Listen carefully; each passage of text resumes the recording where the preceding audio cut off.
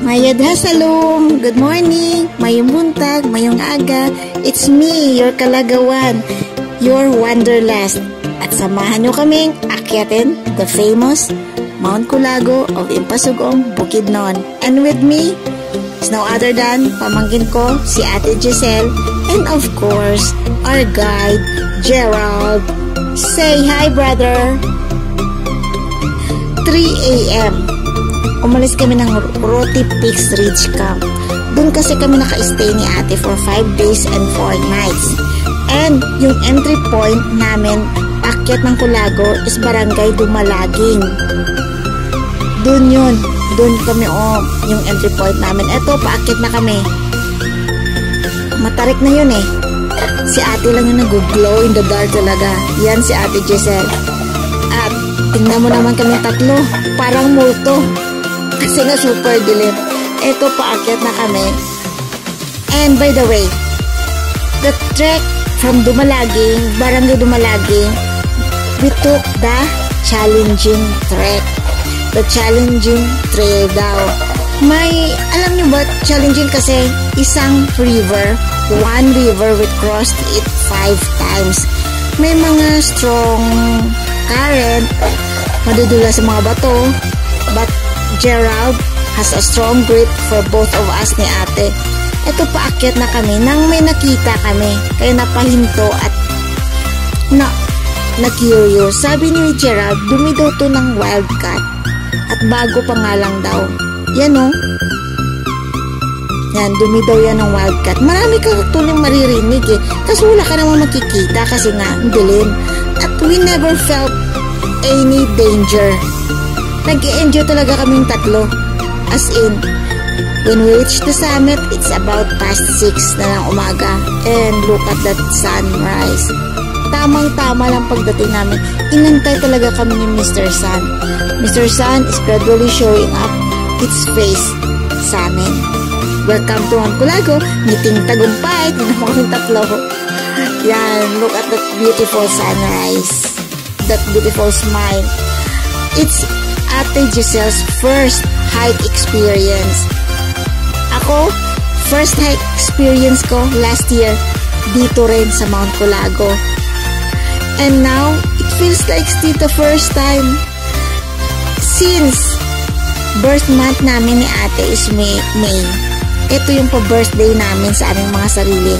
Diyan tinuturo ko sa kanya yung communal ranch. Kasi kita sa taas eh. Yung communal ranch kasi, dyan banda, yung mga naka-tour package, yung mga naka-agency, yun doon banda yung entry point nila, paakyat ng Mount Culago. And one guide said, yung trek or trail na we took is quite challenging daw. Kasi yung sa communal ranch banda, medyo easy lang daw yun. Talaga, for me, Mount Culago is a portal. It's a portal to your inner self. Last year, nung pumunta ako, nung umakyat ako dito, sabi kasi ni Boss Elmer, matibay daw yung sandals ko, kaya napa-oo agad ako. Nang dumating ako sa summit, napaiyak ako. Kasi I never thought ito pala yung prepare ni Lord sa akin. Kasi pumunta ako ng Impasugong, wala akong alam eh. Basta pupunta lang ako. Yun lang. Curious lang ako dun sa kahoy na color pink. Yun lang yun talaga. At ang dami pala, Impasugong is such a magical place. And Mount Culago, a huge canvas painted by no other than our Creator itself. Yun ang prepare ni Lord sa akin. Nabulong ko nga sa sarili ko, parang I don't deserve this, Lord. Hindi naman ata ko worthy sa ganitong gift. But God said, this is one of the privileges of being a child of God. I am so grateful talaga na anak ako ng Diyos. Na no one could pluck me from His hand. And sa Mount Culago, pag nandun ka, ang feeling mo yung parang lapit-lapit mo na sa langit.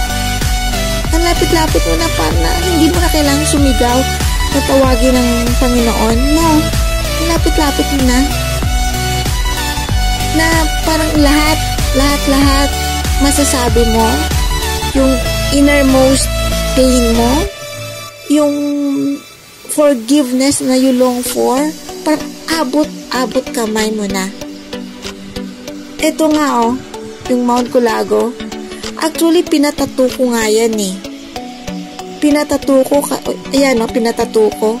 Kasi sabi ko sa sarili ko, if one day my memory would wither, this ink would remind me of how colorful my youth is, my youth was, my youth were. Oh, diba drama? Mount Culago is a portal to your inner self.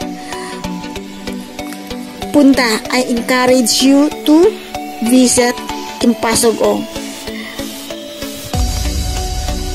Ang hirap kasi i-describe eh. Dahuling Pasugong, ang hirap i-describe.